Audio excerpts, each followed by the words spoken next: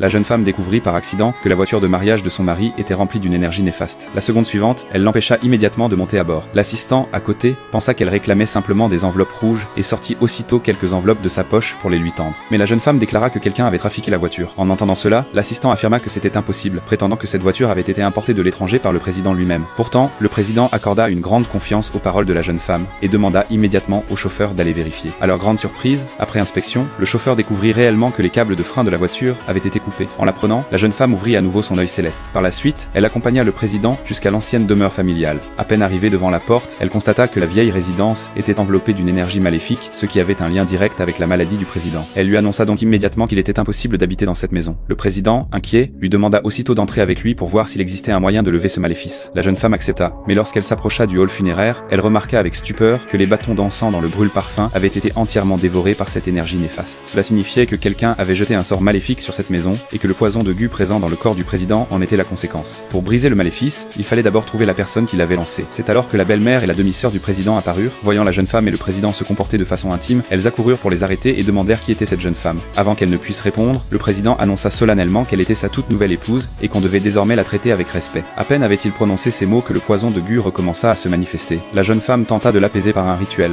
mais l'état du président était déjà critique et les méthodes ordinaires ne suffisaient plus. N'ayant pas d'autre solution, elle l'embrassa afin de lui transmettre sa propre énergie spirituelle. Cette scène choqua aussitôt la belle-mère et la demi-sœur. La jeune femme, voyant que l'état du président ne s'améliorait pas, le conduisit alors dans sa chambre. La belle-mère, en les observant, comprit que quelque chose clochait. Cette jeune femme n'était certainement pas une personne ordinaire. Elle commença alors à nourrir de mauvaises intentions.